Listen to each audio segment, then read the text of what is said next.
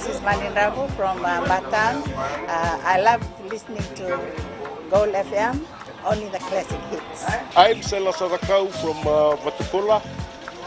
I only listen to Gold FM, only the classic hits. Gold Naka, I'm Vale and I'm working at Golden Pro Resort and I love listening to Gold FM because it plays a really wide range of classic music.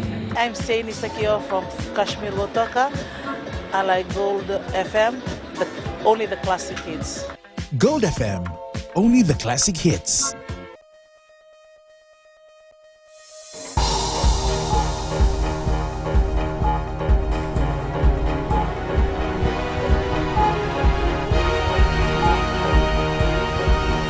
Good evening, I'm Amrita Priyadarshini. This is FBC News. Tonight, Fijian troops to return home from volatile Sinai. Health Ministry records increase in influenza cases. And Itoke land projects underway.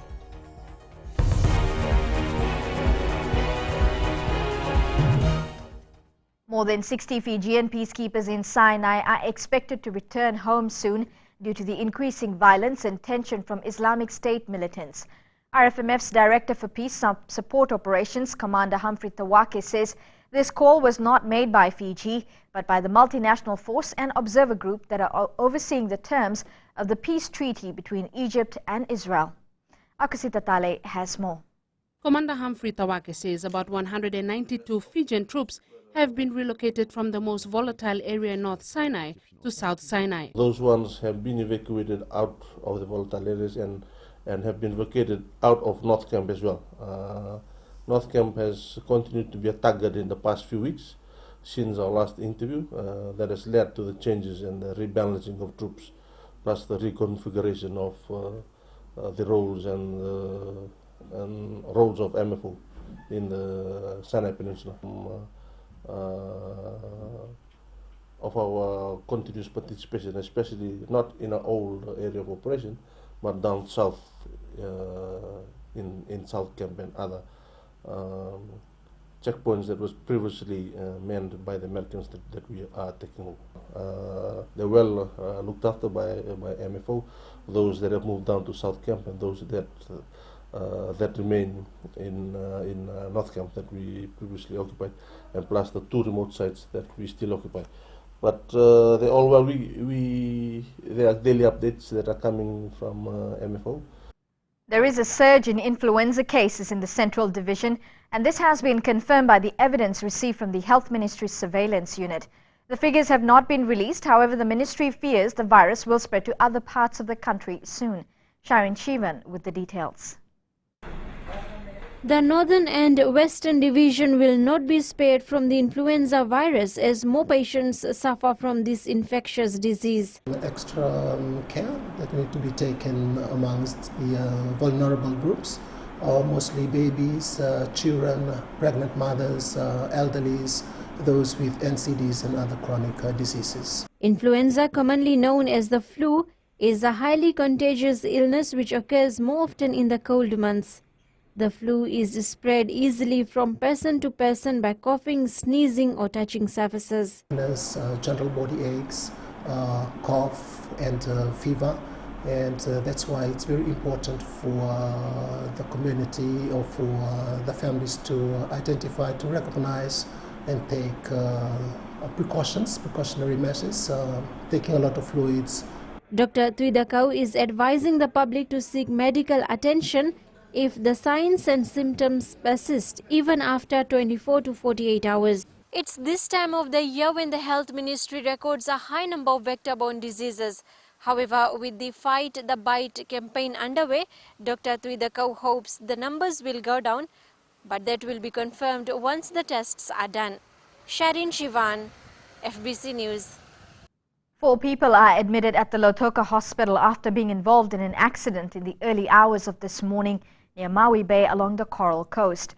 Police Chief of Operations ACP Rusiate Tundravu told FBC News there were 2 others who have been examined and sent home. ACP Tundravu says a vehicle with 2 people was travelling from Suva to Nandi when it veered off its lane and landed on the opposite lane, which hit an oncoming vehicle. He says the drivers of the 2 vehicles are admitted in hospital with one sustaining major injuries. The 2 vehicles are expected to be sent to the LTA for further examination. And the police investigation continues. 4 sites are up for development in the Western Division that will assist landowners to develop their land. Attorney General Ayah Said Qayyum visited the sites yesterday that will be developed and available for residential lots once completed. Akasita Tale reports. Saweni, Lawaki Village in Vunda, Wairambitian Lautoka and Yandua in Nandronga have been identified as residential lots for the first 4 developments under the Itoke Land Grant Scheme.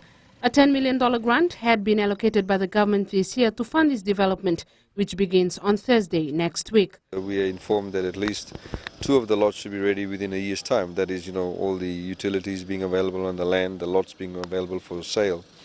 We could even do, once the scheme plan is done properly and identified, we could even do some pre-sales.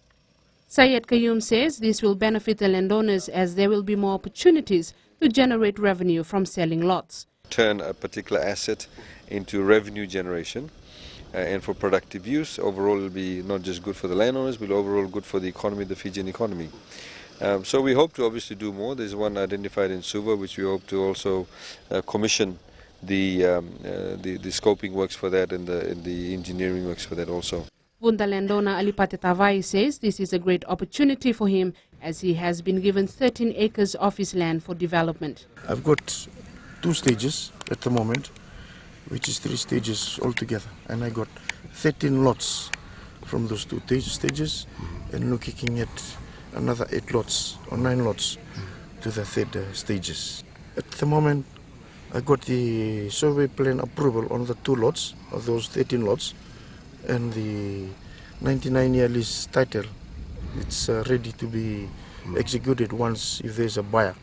Development works have been undertaken by Scope Pacific Limited and they have 11 months to complete the project ready. On completion, Saweni will offer 33 residential lots, Vunda Hilltop will offer 8 lots, Warambetia will offer buyers 16 lots, while Yandua will have 13 lots. Akosita Tale, FBC News. Renovation work on the chapel at Queen Victoria School is complete. Indonesian military team leader Major Abdullah Arif says the chapel has been retiled, new doors installed as well as a new roof on the veranda and a railing. The chapel has also been given a paint job. Work now turns to a double-story dormitory replacing 2 dorms that were damaged during Tropical Cyclone Winston. The long-term cost of repairs to QVS is estimated at over $18 million. Coming up on FPC News, more bridges need repair. And FPC opens new office in Labasa. Stay with us.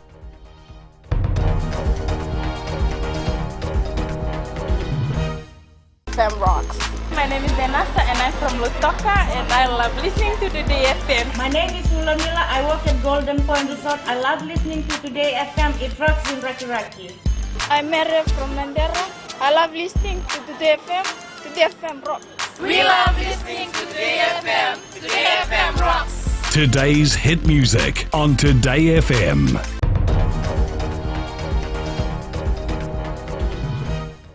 Welcome back to FPC News. Now, residents in the West were today reminded the importance of investing in human capital. Speaking at the National Budget Consultations at Natambua High School in Lautoka today, Finance Minister Ayah Said Qayyum says it's vital to invest in this area. Sainian Imboila reports. Inspections. Syed Qayyum says brain drain in Fiji is our current challenge, and investing in human capital means we have the intellectual power to solve the problem. We now have obviously policies that are trying to entice the younger people to stay in Fiji, trying to educate people. We have free education, we have TELS. Why are all of these things being done? They are being done because we are investing in the future. He adds more than half of our population is capable of working, and this can help in the growth of our economy. 70% of our population is below the age of 40. Enormous challenges, but enormous opportunities. As somebody has said, that the youth is the firepower of any country. I think it was one of the presidents of India who wrote a lot more eloquently about it than I'm actually telling you. And if we are able to harness into that potential, we have a bright future ahead of us. And we need to obviously educate them and grow them. Syed Kayum says there's a need for more doctors, engineers, architects, nurses, marine scientists, and many others to improve upon in order to improve the country's economy. Sainia Nimboila, FBC News. More than 100 bridges in Fiji require immediate repair or replacement. This was highlighted by the Fiji Roads Authority following an assessment where these bridges were marked as high priority. Verzana Nisha tells us more. The Fiji Roads Authority has highlighted that there are other bridges around the country which could be in a similar situation as the Tamavuaiwai Bridge. Acting Chief Executive Rory Garland says this is a serious concern. As a consequence, we will have to review our bridge inspection program and particularly target these critical points in the network. If you look at the network in this area, there's no alternative route. You know, to get from Lamy to Suva, you would either have to go up Namosa Valley and then down Sawana-Saria Road, or you'd have to go around via Raki, which is patently ridiculous. Garland says this is a good example to focus on future inspections more frequently. Replacement of the bridge will take a few years of investigation, design, procurement of contractor, so it's not going to be immediate. Our goal is to maintain 2 lanes of traffic at least across that river in the interim period. Garland also pointed out that overloading is costing Fiji over $30 million per year, and now it's starting to interrupt our daily travel. I'm here at the Tamavuaiwai Bridge, which has been restricted to 1 lane after a crack appeared in one of the steel beams. This bridge is expected to be open next week Wednesday. Farzana Nisha, FBC News. Industrial areas around the country have seemed to accumulate more rubbish that could be a breeding ground for mosquitoes compared to residential areas. Environment Minister Praveen Kumar is urging industrial owners, especially in hotspot areas in the Lamy-Suva corridor, to show initiative in keeping the environment clean. Kelly Vadala has the details. Clearing rubbish from industrial areas proves to be a major challenge for the ongoing nationwide cleanup campaign. Minister Environment Praveen Kumar says they need all industrial owners to support this important initiative. The industrial areas that we are facing a big problem. I have made this comment in Lautoka last week that I urge all the owners of the industrial lots to keep the environment clean and tidy, because there are more cases in industrial areas compared to residential areas, and they are also cooperating. That's a good sign. Various industrial owners have already started clearing up rubbish from their areas, but there's still much needed to be done as the aftermath of Cyclone Winston left a huge pile of rubbish. For us down here in Walu Bay, we have tried to clean up the drains all around. There were a lot of messy stuffs also down at the back, all these places. We tried to clean up all these things. Only thing we want to keep the place neat and tidy so that no mosquitoes can be bred on it. Every Saturday we gather to clean up with our staff, who is a part of this campaign, and we are happy to support this campaign because cleanliness is very important to Fiji. Industrial owners are advised to contribute to the Fight the Bite nationwide cleanup campaign to clear up rubbish and mosquito breeding places. This is to minimize the spread of diseases such as chikungunya, Zika and dengue fever. Kelly Vadala, FBC News. Chiefly, leadership is paramount in all Itoke villages. FBC News received confirmation that the Itoke Affairs Ministry is currently working on filling all vacant chiefly titles in villages around the country. Seniani Boiler reports. The Itoke Affairs Ministry has reached out to villages to establish all chiefly titles following the high number of vacant chiefly titles to date. In fact, our officers, they were in the north last week and likewise in the west. And as we speak today, there's been an installation in the Vuno of Moira in Naita Sheriff of the chiefly title. So it's an ongoing process which we are currently working on and encouraging our Itoke people to confirm. Wembuta says vacant posts should be filled to avoid dispute and disunity. The ministry is working around the clock to establish villages' identity to assist them identify and install customary titles.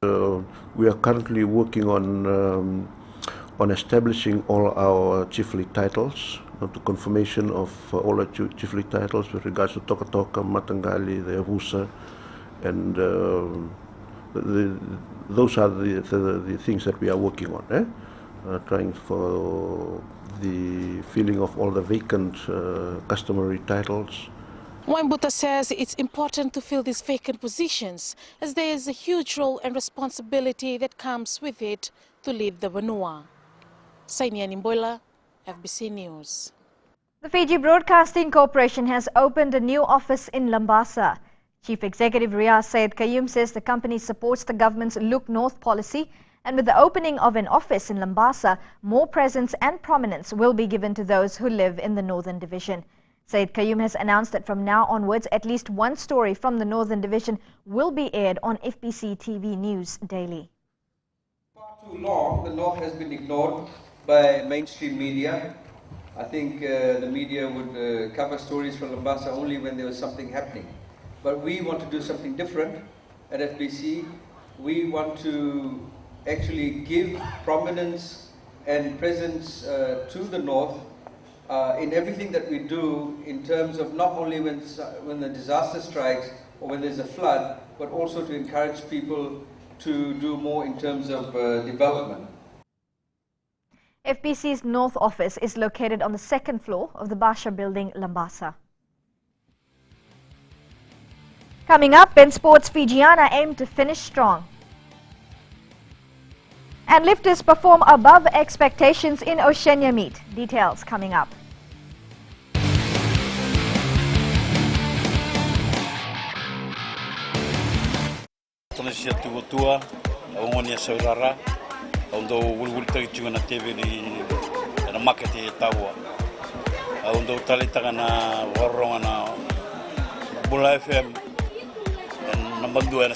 Pula mana Fiji, nada ko plasio materi, ngon mai na nan bulu tabiuni, au satu ko nanti andu talita ina warongo ena Bula FM. Bula FM number 2 en seri.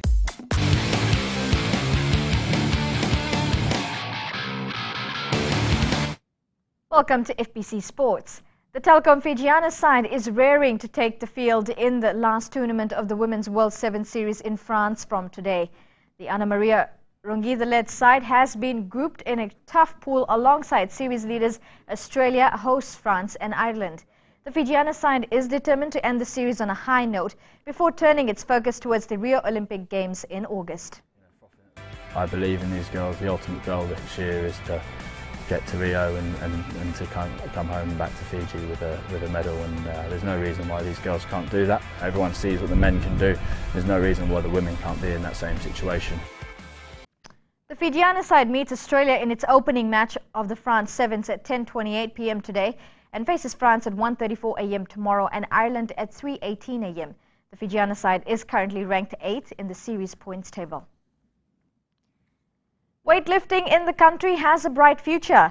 This is the notion by officials following Fiji's performance at the Oceania Weightlifting Championship in Suva this week. Chalindao Dakadaka has more. Manuel Itulo, Apollonia Vaivai and Eileen Dikamatana have been Fiji's dominant lifters at the Oceania Championship, storming their way into Rio Olympic qualification and setting the standard for other lifters in the country. The results were already surprised. I mean, our points are up to par, and it's looking good. I mean, by this afternoon, they'll be naming the top team that will be qualifying one athlete to the Rio Olympic Games. So, and Fiji is looking good to qualify both in the men and in the women's category. The Oceania Championship has put weightlifting back in the limelight in Fiji, whereas in the past it was left to our lifters to perform on foreign soil. We're very happy with their performances. Well, one thing I'm happy about it. It has this sort of tournament helps to develop and grow the sports of weightlifting. For that matter, any sports. By bringing regional or international meet to Fiji, it creates a lot of interest. And I must say, it's the first time that I've seen so much athletes or so much lifters in the Fiji team. Fiji is on track to make the top 5 and 4 spots respectively in the men's and women's divisions, and securing a spot for the Rio Games in August. Talento Takavaka, FBC Sports. Well, the Vodafone Fiji football side will look past the dilemma of having coach Frank Farina being denied entry into Papua New Guinea as the OFC Nation Cup gets underway today. Farina was detained at Port Moresby Airport upon the team's arrival as he holds an Australian passport and was flown back to Fiji but will join the team later. Assistant coaches Kamal Swami and Yogendra Dutt have taken over the management of the team as the side faces New Zealand in their opening match this afternoon.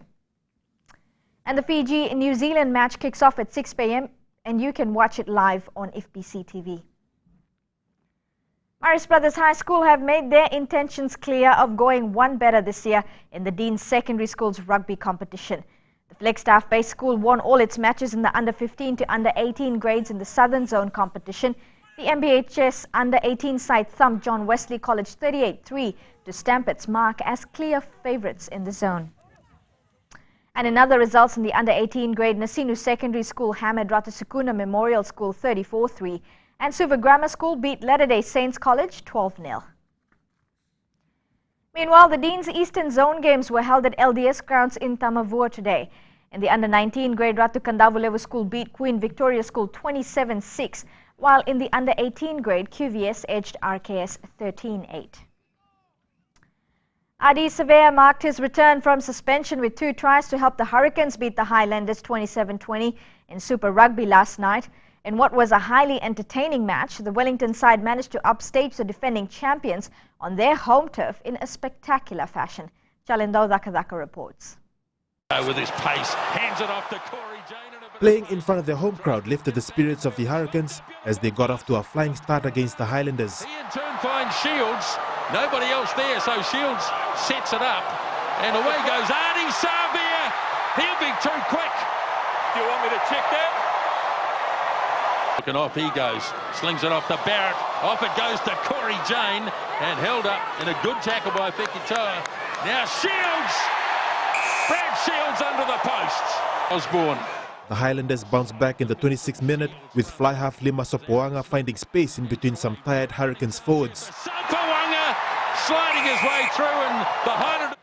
His counterpart Bowden Barrett nailed a penalty for a 17-7 halftime lead before the Highlanders came storming back. Now Smith hands it up and through they go and the try is scored and it is... It became a kicking duel between Sopoanga and Barrett to see the scores levelled at 20-all before Savea scored the winner with a minute remaining on the clock. So it's 17 apiece. Right out in front of the post! Don't need it! Adi Savea scores the winning try! Meanwhile, the Waratahs kept their finals hopes alive with a convincing 45-25 win over the Chiefs in Sydney. The hosts ran in 6 tries to the Chiefs' 3 to see them lead the Australian Conference. And then straight ahead. And 2 red cards and a late yellow card to the Jaguares contributed to the 29-22 loss to the Southern Kings. Talento Takavaka, FBC Sports.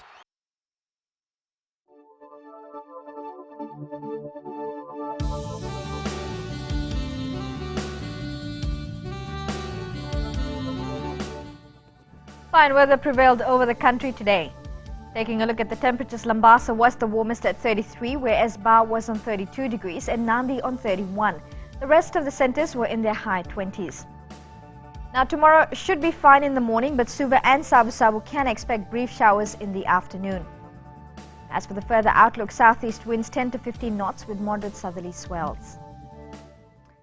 Recapping the headlines, Fijian troops to return home from volatile Sinai. Health Ministry records increase in influenza cases and Itoke land projects underway. That was FBC News and Sports. Thank you for joining us. Good evening.